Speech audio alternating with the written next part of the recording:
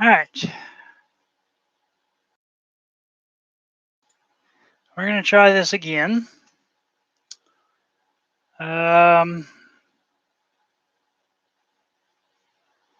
First, I need to move you down here. Sorry.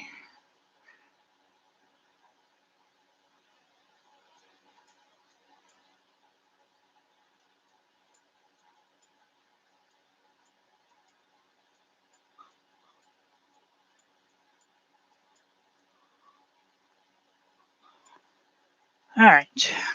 So I'm going to be reading from. This is a. It's titled Asclepius III, a fragment. I'll include the website where I found this in the description, or in a description whenever this live stream is done, I guess. Sorry, this is the first time I've done a live stream, really, so I'll figure it out as I go. But I'll include it in the description because to be perfectly honest with you, I cannot pronounce this website. But anyway, it took me a while to find this particular fragment. It's something that's apparently associated with the Corpus Hermeticum, but is not actually considered to be a part of it. But Asclepius obviously is one of the pupils that Hermes is speaking to in the Hermeticum. So, or Hermetica, I can't remember. Probably mangling all of this. But anyway, I'm just going to read this.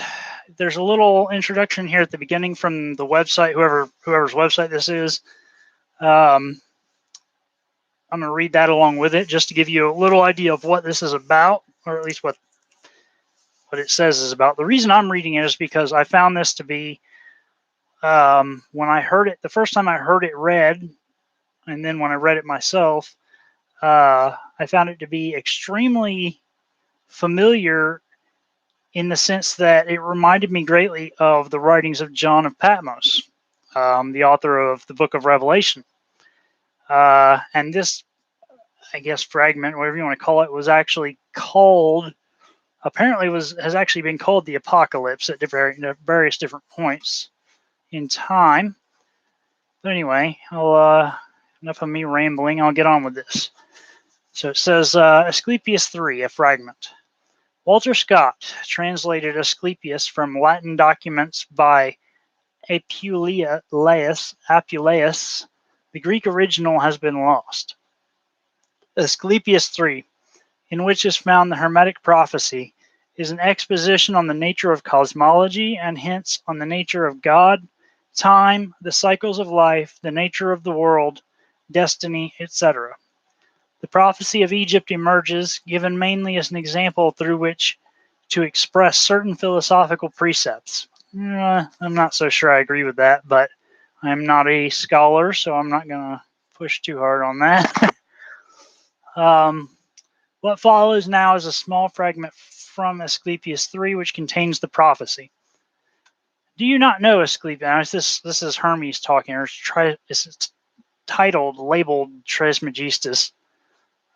Trismegistus, however you want to pronounce it. So it says, do you not know, Asclepius, that Egypt is an image of heaven? Or to speak more exactly, in Egypt, all the operations of the powers which rule and work in heaven have been transferred to earth below? Nay, it should rather be said that the whole cosmos dwells in this our land as in its sanctuary. And yet, since it is fitting that wise men should have knowledge of all events before they come to pass, you must not be left in ignorance of this. There will come a time when it will be seen that in vain have the Egyptians honored the deity with heartfelt piety and assiduous service, and all our holy worship will be found bootless and ineffectual, for the gods will return from earth to heaven.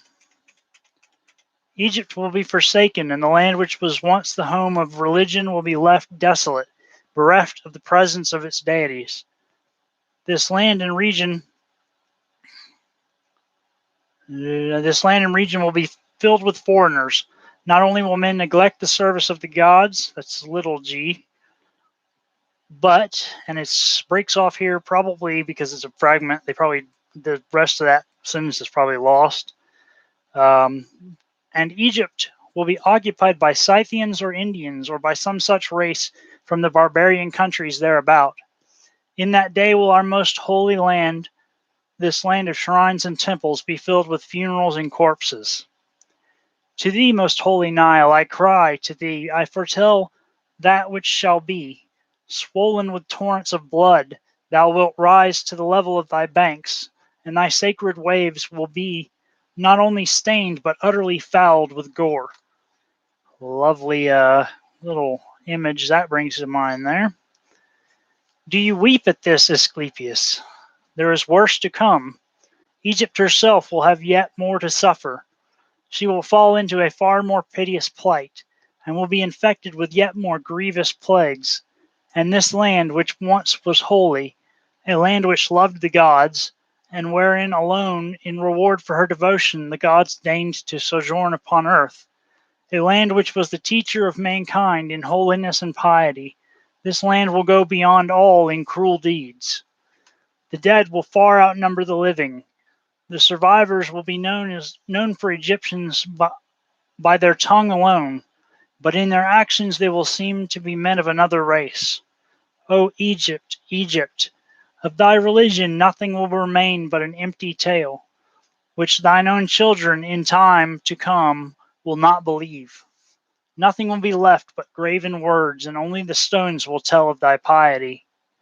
And in that day men will be weary of life, and they will cease to think the universe worthy of reverent wonder and of worship.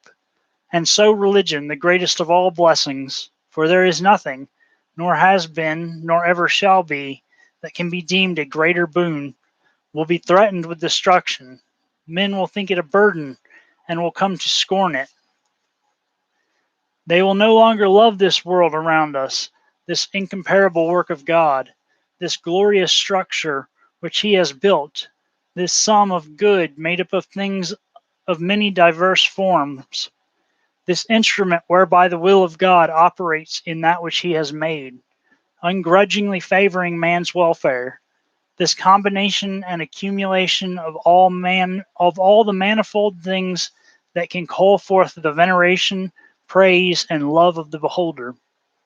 Darkness will be preferred to light, and death will be thought more profitable than life. No one will raise his eyes to heaven. The pious will be deemed insane, and the impious wise. The madman will be thought a brave man, and the wicked will be esteemed as good. Hold on one second. I need to do something here.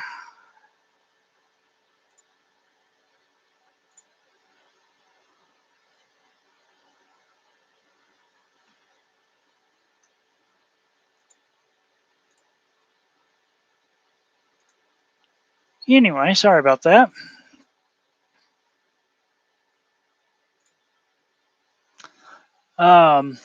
So where was I? Darkness will be preferred to light, and death will be thought more profitable than life. No one will raise his eyes to heaven. The pious will be deemed insane, and the impious wise. The madman will be thought a brave man, and the wicked will be esteemed as good. As to the soul and the belief that it is immortal by nature, or may hope to attain to immortality, as I have taught you, all this they will mock at, and will even persuade themselves that it is false. No word of reverence or piety, no utterance worthy of heaven and the gods of heaven will be heard or believed. And so the gods will depart from mankind, a grievous thing, and only evil angels will remain, who will mingle with men and drive the poor wretches by main force into all manner of reckless crime, into wars and robberies, and frauds and all things hostile to the nature of the soul. Then will the earth no longer stand unshaken. The sea will bear no ships. Heaven will not support the stars in their orbits, nor will the stars pursue their constant course in heaven. All voices of the gods will of necessity be silenced and dumb. The fruits of the earth will rot, the soil will turn barren, and the very air will sicken in sullen stagnation. After this manner will old age come upon the world. Religion will be no more. All things will be disordered and awry. All good will disappear. But when all this has befallen, Asclepius, then the Master and Father, God, the first before all, the maker of that God who first came into being, will look on that which has come to pass and will stay the disorder by the counterworking of his will, which is the good.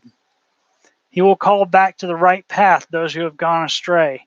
He will cleanse the world from evil, now washing it away with water floods, now burning it out with fiercest fire, or again expelling it by war and pestilence.